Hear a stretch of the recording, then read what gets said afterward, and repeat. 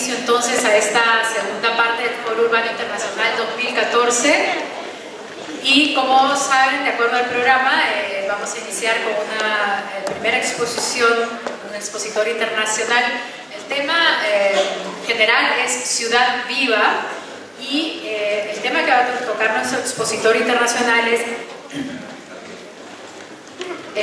reinventar las ciudades. Los países serán el resultado del desarrollo de sus ciudades, los nuevos retos y desafíos, hacia dónde van. Para esto queremos presentarles al economista Gustavo López Ospina. Él es asesor académico del 7º Foro Urbano Mundial realizado en Colombia, Medellín, en abril de este año, y director también de la redacción del libro Carta Medellín, el porvenir humano de las urbes del planeta, presentado a la comunidad internacional como un aporte a la construcción de un nuevo pensamiento urbano universal y la nueva Agenda Mundial Urbana 2016-2036, a ser adoptada en Hábitat 3 en el 2016. Es también, Gustavo también es asesor de las Naciones Unidas en temas de hábitat y desarrollo sostenible, es director de la Corporación Nacional Complexus del Pensamiento Complejo en Colombia, vicepresidente de la iniciativa Escuela Internacional KIP, Conocimiento, Innovación y Políticas, que trabaja precisamente con las Naciones Unidas y la Comunidad Europea, sede en Roma, Italia, autor también de obras en las temáticas de esta especialidad, traducidas algunas de ellas a más de 20 idiomas. Es miembro del Consejo Consultivo del Plan de Ordenamiento Territorial de la ciudad de Medellín, a ser adoptado a finales del 2014. Recibimos entonces con un fuerte aplauso al economista Gustavo López. Adelante.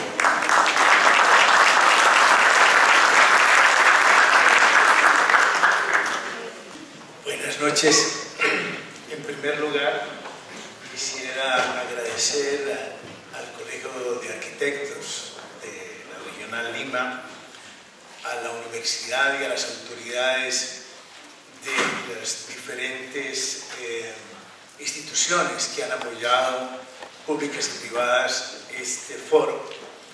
Y decirles que me siento muy complacido de la oportunidad que me brindan de compartir con ustedes este momento y sobre todo de participarles de la experiencia que acabamos de tener en la organización de este Foro Urbano Mundial que tuvo lugar en el mes de abril en Medellín y cuya organización nos tomó aproximadamente un año, siendo que habíamos iniciado en el 2012 con un foro nacional urbano, el primero que se daba en Colombia, y obviamente es un tipo de mecanismo que apenas está comenzando a utilizarse y promoverse por parte de las Naciones Unidas, Hábitat, que es como el organismo rector, digámoslo, dentro del sistema de las Naciones Unidas en lo urbano y las ciudades, con sede en Nairobi. Esta preparación de este foro fue realmente un momento para descubrir muchísimas cosas desde la ciudad de Medellín y desde Colombia, de la mano de Hábitat, que estaban en Nairobi, pero también de algunas de sus oficinas, sede regional en Río de Janeiro, y también de oficinas que tienen en Nueva York, conjuntamente con los organismos otros de las Naciones Unidas que tocan las temáticas fundamentales de lo urbano. Porque, y menciono esto inicialmente porque el tema que nos reúne hoy a través del foro es esta idea de la ciudad viva. Y la idea, cuando pensamos en la ciudad viva, pensamos obviamente también en referencia de inmediato a la noción de vida. Y la noción de vida fue uno de los elementos claves en la reflexión internacional que hicimos en el mes de abril en Medellín. Pero tengo que contarles que la noción de vida no es fácil de entender. Cuando discutimos con Naciones Unidas, con Hábitat, en Nairobi, el título de lo que sería el foro, ellos nos hablaron muy preocupados del tema de la equidad y el desarrollo sostenible. y era la temática fundamental para ellos, pero la ciudad tenía una política orientada por la noción de una vida más aceptable, digámoslo así, con una calidad de vida para todos los ciudadanos, y se quería incorporar el concepto. Naciones Unidas aceptó el título en dos partes, equidad urbana en el desarrollo y dos puntos, ciudades para la vida, pero exigiéndonos a que nosotros presentáramos a la conferencia internacional un texto explicando qué era ciudad para la vida, porque ellos no lo sabían, ni lo sabían escribir, ni lo sabían explicar, y era muy normal porque al interior de las Naciones Unidas, que está dividida por sectores, como pasa en las ciudades, como pasa en los países, la visión integral no se da a no ser de que todas las agencias del sistema de las Naciones Unidas se junten a pensar las ciudades, a pensar el mundo, a pensar la vida y a pensar el vivir, cosa que nadie hace.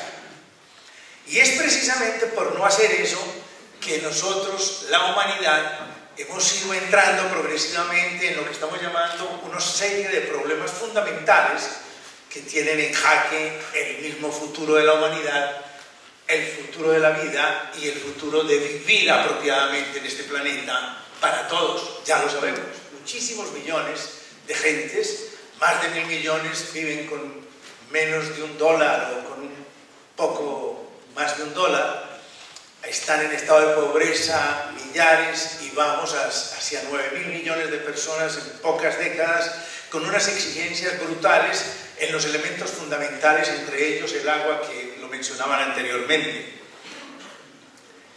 La noción de vida, entonces, y del vivir, que es lo que nos convoca en una discusión de esta naturaleza, es realmente un desafío mayor.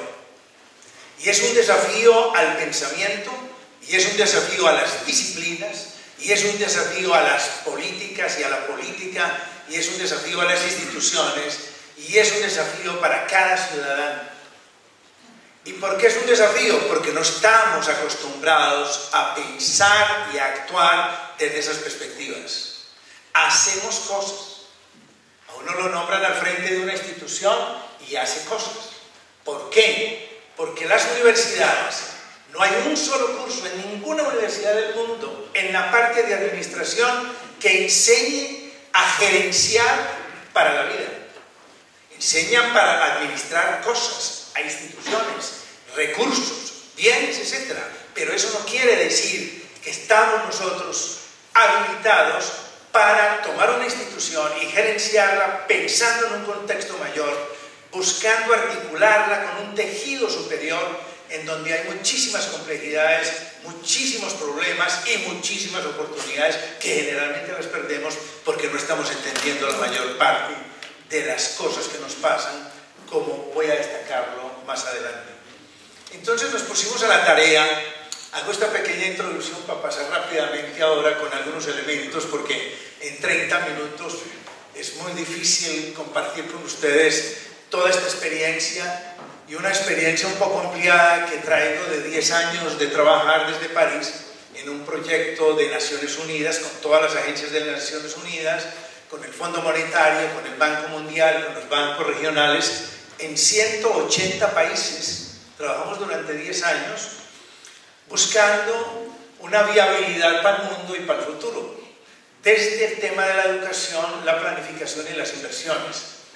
Eso sería un momento de reflexión bien interesante para comentarles, pero será en otra oportunidad, que ya lo estamos visualizando al ver la presentación anterior del Plan de Lima, que realmente ha sido muy acertado por los que han organizado el evento, iniciar por ahí, porque nos pone frente a una realidad real, muy concreta, y que plantea muchísimos desafíos también hacia el futuro y con momentos muy interesantes. Hicimos entonces el esfuerzo de promover una reflexión con todos los países del mundo, buscando también que vinieran al foro, y logramos durante el foro hacer cerca de 900 eventos académicos en 6 días. Al mismo tiempo se movilizaron más de 600 especialistas en muchas de las temáticas que ya se han mencionado ahora al comenzar esta tarde el foro. Y por esa vía, entonces, también durante la preparación organicé una reunión con 1000 universidades para decirles algo, porque es que la universidad, y esto creo que es uno de los éxitos de este foro, es hacerlo dentro de una universidad o a partir de la universidad, porque es allí donde está toda la energía académica, la propuesta, las reflexiones, y que nos permiten ver desde múltiples perspectivas las oportunidades que hay y los desafíos, pasando un poquito por encima todas esas diferencias políticas, de grupos, etcétera, y a veces de visiones un poco instaladas en el statu quo. Eso nos permitió entonces diálogos que hicimos desde París, desde Japón, en China, etcétera, levantar las ideas fundamentales que las pusimos dentro de esta carta que se llama Carta Medellín. Es un libro al cual tienen acceso y lo van a tener también. Es un libro que es un marco de reflexión en la búsqueda del nuevo pensamiento urbano, porque al final de cuentas, una de las grandes constataciones que logramos durante ese año es que hay una crisis en el pensamiento urbano, global, generalizado. En todos los continentes, eso fue lo que más nos marcaron. Y nos pidieron enfatizar esa línea muy fuerte y muy sólidamente cuando por primera vez en las discusiones internacionales sobre ciudad y lo urbano, por primera vez se pensaba la ciudad y lo urbano desde una perspectiva que permitía ver la temática de una forma global y sobre todo desde una visión fundamental como es el guardar la vida en el planeta y el buscar que cada ser humano tuviese una mejor calidad de vida y un bienestar más apropiado. Porque esto va en vinculación con el nuevo desafío que está planteando el secretario general de las Naciones Unidas sobre la agenda nueva del desarrollo que va a ser adoptada en el año 2015, y el gran planteamiento del secretario general de Naciones Unidas es: la humanidad debe trabajar en los próximos 20 años en conseguir una vida digna para todos. Ese es el gran planteamiento. Por primera vez se sale de aquella retórica, digámoslo así, que plantean muchísimos de esos documentos internacionales, en donde le dan la oportunidad a todos los países industrializados y los pobres, etcétera, de estar de acuerdo en algo que no significa mayormente nada para casi ninguno, y por eso es que los aprueban. Entonces hay que buscar, a partir de ahora, y eso Río +20 lo mostró, cómo hay que buscar unas perspectivas muchísimo más claras, más contundentes, más precisas, para poder transformar lo que llamaríamos la realidad real, y que fue Gabriel García Márquez, que hizo un bello artículo que lo sacó hace como 25 años en El Espectador, que dice: todo el mundo dice conocer la realidad, y no pasa nada cuando hace proyectos y planes sobre ella, porque es que lo que interesa conocer de fondo es la realidad real, a la cual muy pocos tienen acceso, y es esa la que nos va a permitir finalmente entender lo que debemos hacer.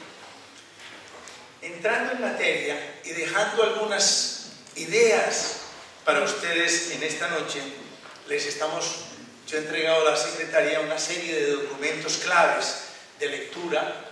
Hay por ahí unas 1000 paginitas de lectura para después, para ustedes ubicar algunas de estas propuestas y que podamos seguir discutiendo más adelante. Una primera constatación de todo este ejercicio y todo lo que acabamos de escuchar alrededor del mundo es que una ciudad viva, y en esas urgencias de reinventar las ciudades, la verdadera riqueza y oportunidad de esa ciudad y sociedad estará siempre en las gentes, en el fortalecimiento constante del actuar colectivamente a todo nivel y campo de acción. y en todo momento. Y es que si no hacemos esto, seguiremos desviados de la gerencia eficaz, de la gerencia transformadora de lo urbano y de las ciudades, que es por donde pasa necesariamente el futuro de la humanidad. Alrededor de esto, entendimos también que en las próximas décadas, más que de países, de lo que se va a hablar es de ciudades. El mundo, tomada unas fotos por algunos de los que suben a la luna o en sus viajes hacia allá, y ya tenemos algunas en Google que nos muestran un mundo urbanizado. El mundo va a ser simplemente un tejido urbano inmenso, supremamente conectado cada día más.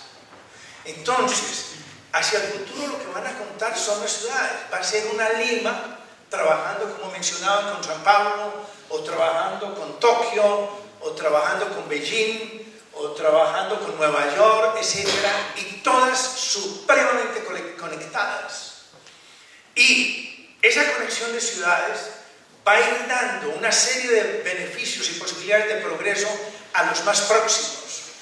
Y es ese sistema de ciudades y de lo urbano a lo que tendríamos que apuntalar en el futuro en cada país, pero pensando, como decían también ahora, y alguien hacía la pregunta, en esa conexión que tenemos aquí en América del Sur, con la región sur y con todo el continente, pero también con el resto del mundo.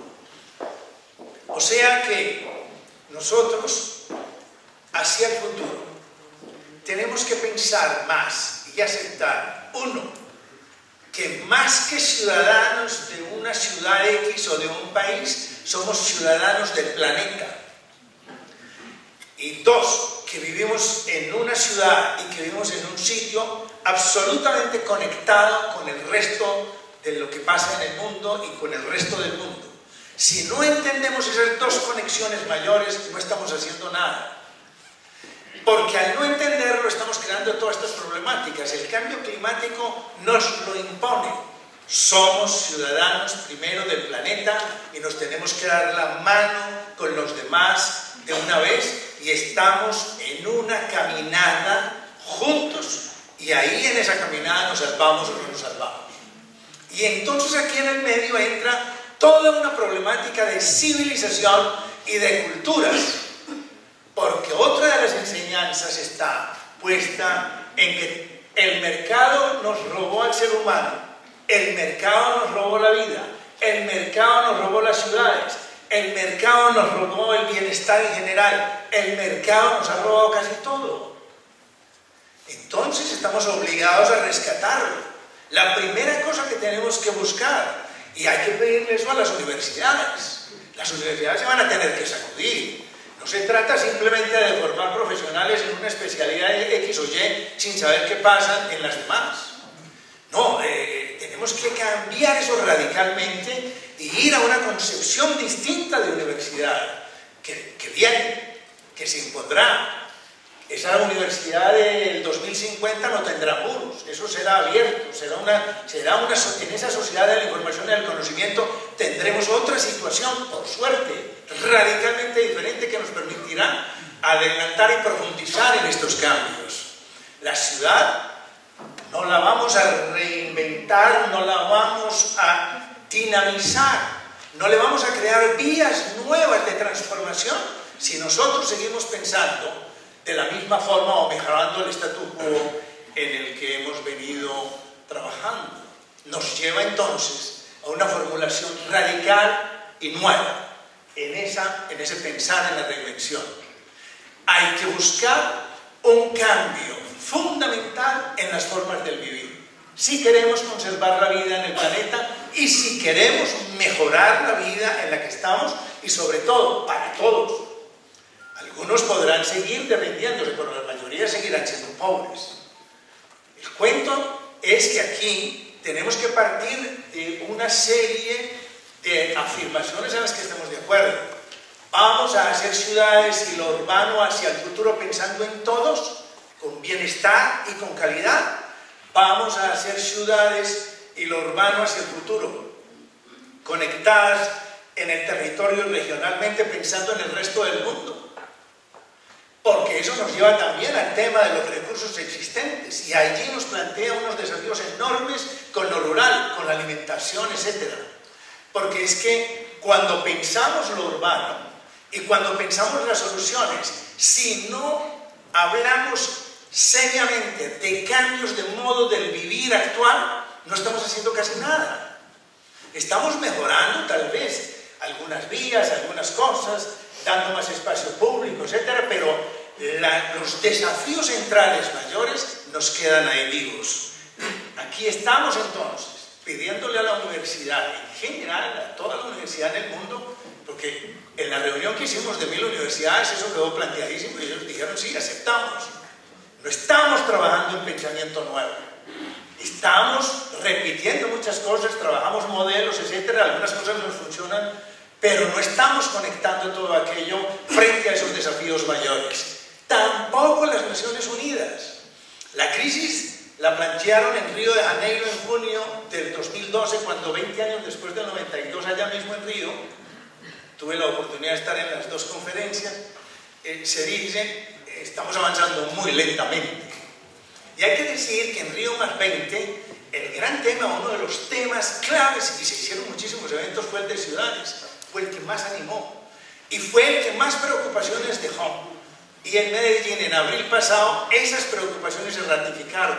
Y vamos entonces, nosotros, en este momento, hacia Hábitat 3 2016.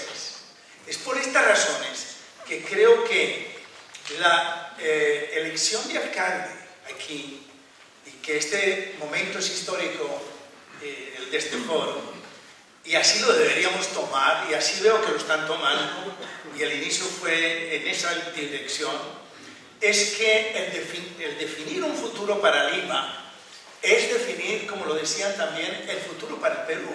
Hay que pensarlo en esos términos, y es pensar en el futuro de América del Sur, y es pensar en el futuro de una Amazonia, que es fundamental para el cambio climático, y es fundamental pensarlo en muchísimas otras dimensiones. Y el nombramiento de alcalde, pues qué gran oportunidad para el que va a ser alcalde después de escuchar en un foro como se ha iniciado esta tarde con ese plan, tantas ideas maravillosas que hay en el medio para estar al frente de su ejecución. Pero este momento también es histórico por el post-Río +20, que les mencioné ya, y que está dando lugar el post-Río +20 a la preparación de esa nueva Agenda Mundial para el Desarrollo. Ese es uno de los documentos que les dejo.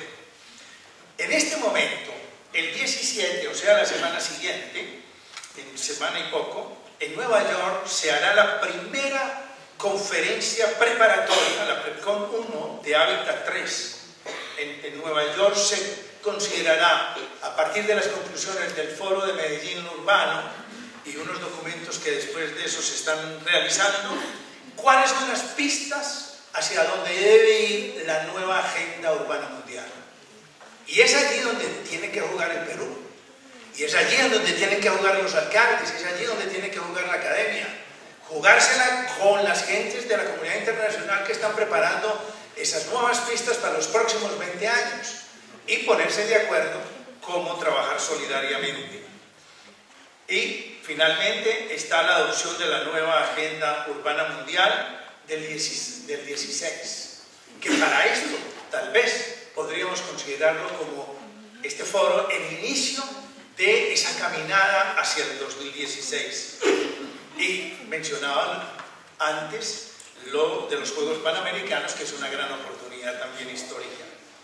En el Río +20, solo para mostrarles las grandes temáticas en que el mundo está concentrado en el momento y que son de gran preocupación, y en donde las ciudades, la idea de ciudad sostenible, la idea de innovación en las ciudades para buscar esa sostenibilidad, aliviar la pobreza, etc., se une a temáticas claves que la comunidad internacional ha identificado y que van de frente a ser prioridad en las dos agendas que vienen, ya mencionadas. los bosques, los océanos, el agua, la energía y el tema del empleo y el trabajo decente y todo el tema de las migraciones. Vamos hacia 9.000 millones de personas. Pero cuando ustedes ven la distribución en el planeta de la gente que está en el planeta, cuando ustedes se preguntan en dónde está asentada la gente en el planeta y por qué está asentada allí y en dónde está asentada qué recursos tiene y qué está pasando, uno llega a conclusiones extraordinarias y que lo dejan muy preocupado. A mí me tocó presidir la elaboración de un mapa con estas preguntas y lo hicimos al comienzo de este siglo, con la ayuda de un grupo de la Sorbona, del CNRS, y participaron más de 1.000 geógrafos y otros especialistas en la preparación de esto. Y conclusiones como las siguientes. Miren, en 9 países están concentrados casi el 70% de la humanidad. Si ustedes y si toda la comunidad internacional nos preocupamos de trabajar con esos 9 países, ya estamos atacando el 70% de la problemática de las gentes del mundo. Pero si le buscamos la idea de sostenibilidad y medio ambiente, y estamos ahí hablando dentro de ese asentamiento de estos países, porque las gentes están en ciudades y en urbanos fundamentalmente, si buscamos los 9 más consumidores, ustedes, y trabajan los más poblados y los más consumidores, y allí algunos se juntan, con 17, 18 países, ustedes pueden arreglar, si los ponen en orden, el 90% de los problemas del mundo. Ahí está el 90%. Pero hay otras, cuando hablamos de océanos, hay en esa pregunta de dónde está la gente, se observa también que casi el 70% de la gente y de las ciudades y de lo urbano está cercano a los océanos, en los bordes del mar. Y allí sabemos que con el cambio climático lo que está sucediendo y que viene un desafío gigantesco para la humanidad, porque esa elevación de los niveles del mar pues va a llevar a situaciones muy catastróficas y difíciles. Pero si lo vemos desde el punto del agua, estamos viendo también las dificultades que habrá de tener agua en las ciudades y en lo urbano, los costos que tiene el crecimiento urbano para atender esas nuevas poblaciones son gigantescos para la distribución de agua. Algunas ciudades, como México, traen el agua a 400 kilómetros. Entonces uno se pregunta, si no había tanta agua disponible allí, ¿qué pasó? ¿Por qué se asentaron ahí? Pregúntense ustedes, hay ciudades aquí cercanas que las ha destruido un volcán en el Ecuador 6 veces y están ahí la 7ª. Y hay ciudades aquí en el territorio, que está Quito, por ejemplo. Quito está sobre la base de un volcán y pasan ahí 4 ríos en el centro histórico, en la parte de abajo. Es uno de los lugares, es el último lugar del mundo en donde se debería haber asentado una ciudad. Y estamos llenos de casos de esa naturaleza. Entonces, por un lado tenemos el problema de ordenar las ciudades y lo urbano con todos estos desafíos, y por el otro lado tenemos ciudades que están en donde no deben estar. Y otra pregunta, pues que estábamos hablando de crecimiento. Miren, toda la parte de Asia está saturada. Cuando uno visita y ve las problemáticas de esos países y ve una India creciendo a 1.400 millones de personas, etc., y que van a crecer más, ¿hacia dónde se van a desplazar esas gentes? Porque vamos a tener, estamos hablando de migraciones aquí no como una palabrita suelta. Es que esas migraciones, el tema de las migraciones va a ser violentísimo en los próximos años, y eso va a tener ahí exigencias fantásticas para los países y para las ciudades. Y el tema que hay al interior de algunos países, cuando tiene una población flotante que se le mueve al país de un lado al otro, de un día al otro, porque hablan de un proyecto y se van 5 millones de personas para allá o más. Caso del Brasil, que mantiene una población flotante que se mueve en todo ese continente de casi 20 millones de personas andando de un lado al otro para darles los servicios básicos, etc. O un país como Colombia, que tiene casi 6 millones de personas lanzadas por el conflicto a las ciudades, desde el campo, etc. Entonces, todos estos fenómenos, todas estas luchas, las problemáticas que tenemos en este momento en el mundo, las guerras, que hacen que las gentes se muevan de un lado al otro, están con unas exigencias gigantescas. ¿Cómo dar respuesta a todo aquello? Es uno de los mayores desafíos que tenemos, digamos, en este momento. Entonces, ¿cuáles son las constataciones que en este marco estamos encontrando? Primero, hay una dificultad muy grande de pensar el presente. Miren, el presente se nos escapa.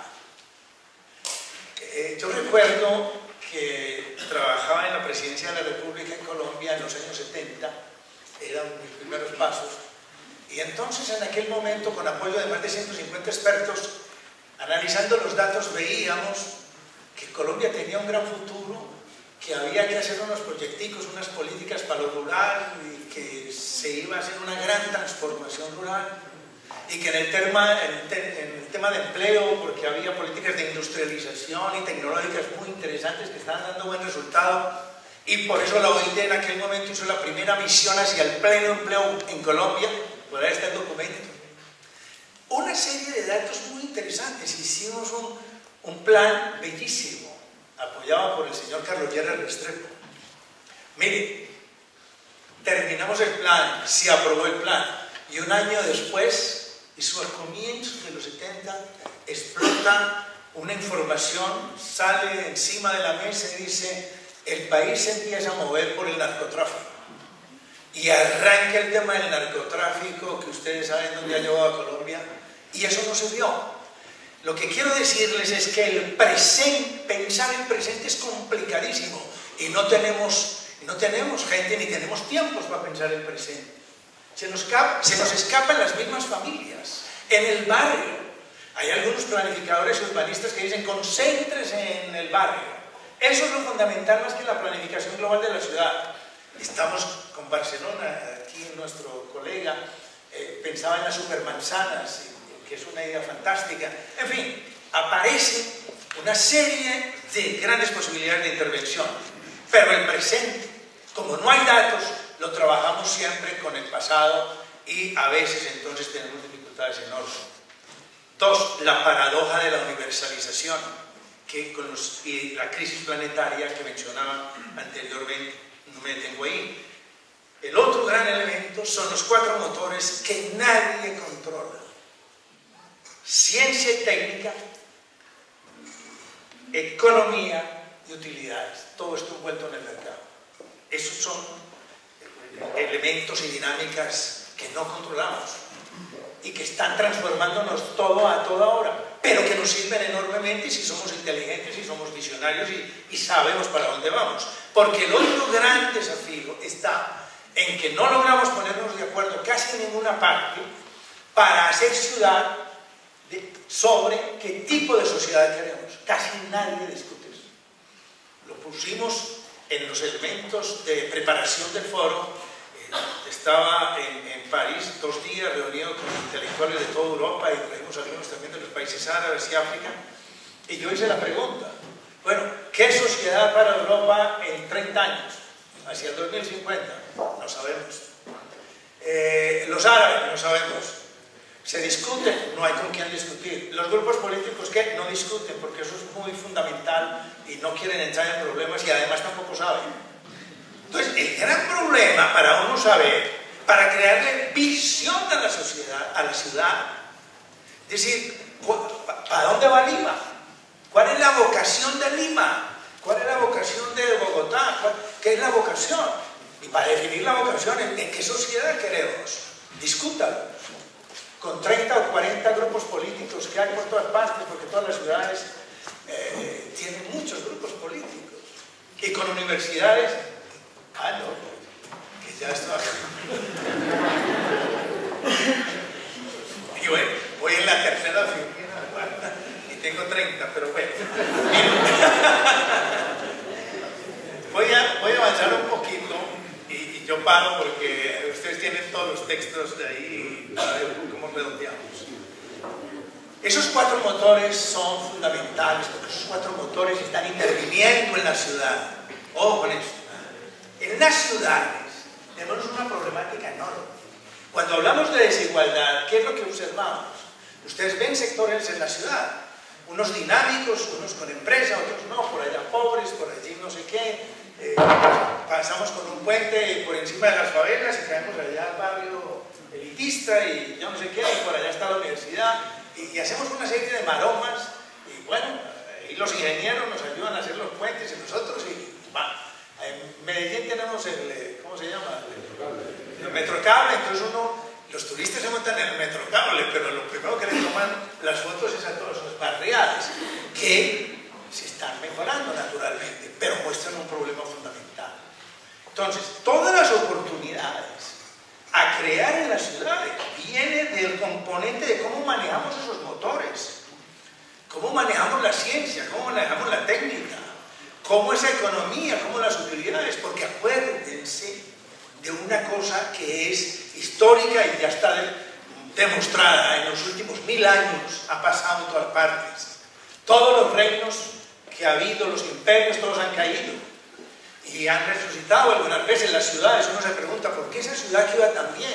Hoy es un caos gigante. Bogotá, allá tuvimos al maestro Mopos con su pedagogía y no sé cuánto de la pirinola, le puso a todo el mundo a trabajar con la pirinola y el trompo. Todos jugamos trompo, pero era jugar a valores. Y puso a la ciudad en esa pedagogía y logró muchas cosas. Vino Peñalosa, también arregló un poco lo de la movilidad contra Transmilenio, etc. Y de pronto Bogotá está en este momento en un caos gigante. ¿Qué pasó? ¿Qué pasó? Entonces resulta que es que nosotros tenemos unos desafíos mayores. Y esos desafíos mayores hoy en día se están dando en el tema de la cultura y de la civilización. Miren, el cambio grande en la conducción de los países y en la conducción del mundo está dejando de ser de lo social y está pasando al tema de las culturas. Todo ese amanecer árabe, todas esas problemáticas que hay allá y que lo estamos viendo por el mundo, por aquí también repercutió en Chile y aquí seguramente, todo nos está mostrando un camino distinto. Y antes, cuando estábamos en lo social, que hoy están todas las ciencias humanas, ese es otro problema, cuando estamos buscando humanizar lo urbano, que es el gran mensaje de Medellín, vemos al mismo tiempo, y entren ustedes a www.unesco.org y sáquense el documento, el informe sobre el estado de las ciencias sociales y humanas en el mundo. Son 600 páginas. Es una pequeña síntesis de muchos trabajos y van a ver la crisis fundamental que hay ahí. Entonces, ¿cómo vamos a promover el humanismo y hacer ciudades humanas si en las universidades, si en las ciencias humanas y en las ciencias sociales están en crisis? Y no tenemos datos, y no hay plata para investigar más y para conocer en detalle. Y les estoy diciendo que estamos pasando dejando lo social, que tiene unos componentes claros, y desde los cuales se manejaban las políticas, que son sindicatos, empresas, etcétera, para entrar en un tema que es cultural y civilizatorio. Los 30 o 40 años que vienen va a estar marcado ahí. La gran suerte para ustedes y para toda esta parte andina es que estamos asentados en una de las civilizaciones más importantes que ha dado la humanidad, que es la civilización andina. ¿Cómo aprovechar esta civilización? Porque ahora se hablaba de patrimonio. Patrimonio no es solo guardar esos muros. Patrimonio es ir a fondo, a buscar y rebrujar en el fondo del corazón de este país y de esta humanidad y de esta población, cuáles son esos valores y principios para movilizar hacia una transformación radical. Y les decía que en los últimos 500 o más años, esos imperios han caído y han vuelto por una sola cosa. Y es que cuando dejaron ser incluyentes las políticas públicas, cuando dejaron las políticas públicas de pensar en las gentes y en el bienestar, cuando esa exclusión los llevó a generar pobreza, etc., siempre cayeron. Y siempre los estados fueron lejos cuando pensaron en políticas incluyentes. Si usted piensa en políticas incluyentes, tiene otro tipo de ciudad. Pero atención, aquí entonces tenemos dos pilares fundamentales para pensar el futuro de Lima y para pensar en América todo lo urbano y el contacto con el resto del mundo. Es política e instituciones. Las políticas públicas tenemos que volverles a dar el valor y el sentido que requieren y que merecen. El mundo no tendrá un bienestar para todos, no lograremos una vida digna, no lograremos guardar la vida en el planeta sin bienes públicos fundamentales. Hablamos del agua, hablamos inclusive hasta del internet y hablamos de alguna... Hay que discutir qué son bienes públicos fundamentales para ustedes, para mantener la vida en este planeta. Porque les tenemos que quitar al mercado esos bienes públicos fundamentales que nos los están gastando así nomás. Desde esa perspectiva entonces, desde las políticas y desde las instituciones, con esos dos valores fundamentales, nosotros podemos ganar una gran transformación para las ciudades, reinventarlas y también guardar la vida en el planeta. Entonces, y voy terminando, las condiciones que ayudan a quebrar las lógicas que les mencionaba muy rápidamente son que no existen verdades definitivas, no existen miradas únicas. La verdadera riqueza está en la gente. Si ustedes quieren buscar respuestas apropiadas, vayan a la gente.